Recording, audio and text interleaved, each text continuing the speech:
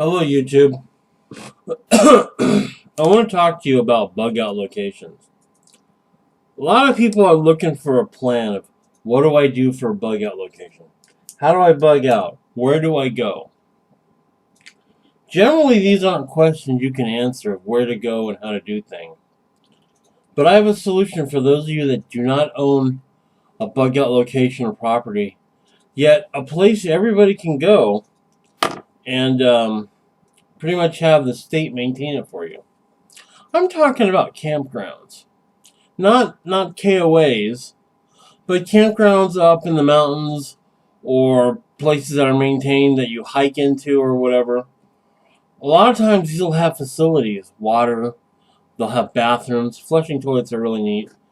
But they have toilets, like this one here is in a campground area I go to. There's usually a picnic bench set up there. The area is clean. They have fire pits. You can drive right to it. Some are kind of secluded in the mountainous areas.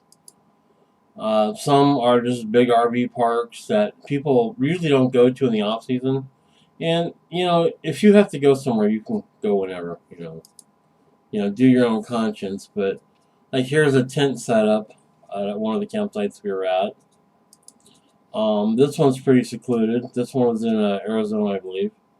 We went there.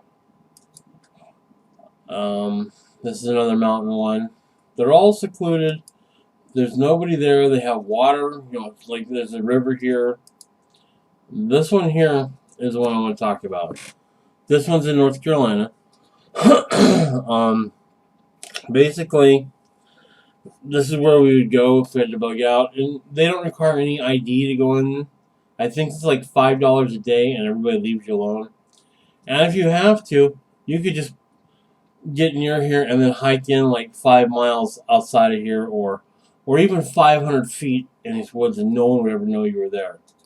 Depending on your reason for bugging out. If you're hiding out, bugging out, like civil unrest, you know what? People in riots and stuff aren't going to hike uphill. Okay? So this is a river by one of my campsites. We have a cache up here. If you look at this map here, you can actually see this is what our beta site is. This is an alternative site depending on what's happened. If you look at this map, you see the stream on here. Over here on the right hand side is the magnetic north. So I don't have to figure out declination or whatever. I put my compass on it. The compass says north, but that's north. In reference to this map. This is just off campsite number 23 up there. But generally, 23 feet from the stream, you'll see there's an oak tree here. It's a little map. My little artistic fail, but it's still a map. And then 17 feet to the right of that tree is where I have a cache buried. And there's also a boulder, but it's not here. But there's a boulder right next to the cache. So these are landmarks that probably won't move. But if you go back to my video on disposable caches, maybe I'll put a link. Probably will. Yeah, I'll put a link here. If I never go back and dig this up, that's fine. It's a disposable cache. But you can put whatever cache you want there. But you can always go to a campsite. It's maintained. In the collapse or the apocalypse, it might not be contained. Or maintained, I mean.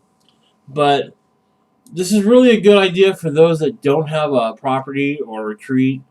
Whenever I'm out of state, I always load up a bucket cache in my truck in case I need it.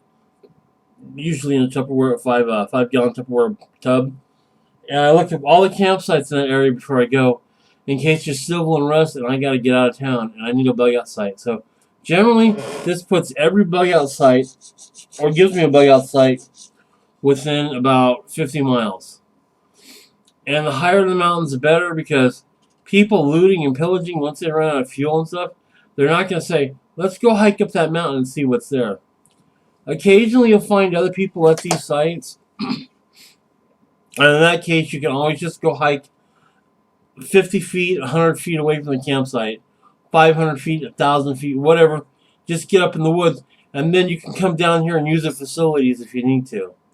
So you can generally drive to these, and they're relatively remote. You can find ones that the state no longer maintains. Just go to your national forest site, and they'll have a lot of these campsites there on the list. You go to AAA and get books and maps and everything else, and then you'll have a bug out site for you and your family. It's relatively secluded, and here in North Carolina, I believe that the law states that your campsite is actually considered your home as far as weapons are concerned, so you can have weapons on them. Some places that's different in national forest. It just all depends on what the laws are. You're responsible for the consequences of your actions, so govern yourself accordingly. But there you go. That's like bug out campsites. That's someplace everybody can go and everybody can have a safe and relatively secure place to meet your family or whoever during a disaster or emergency. So there's a bug out plan if you don't have a location or have made prior arrangements with friends that have property or whatever. All right, North Carolina Prepper out. Please rate, subscribe, and please comment and let me know what you think. All right, thank you.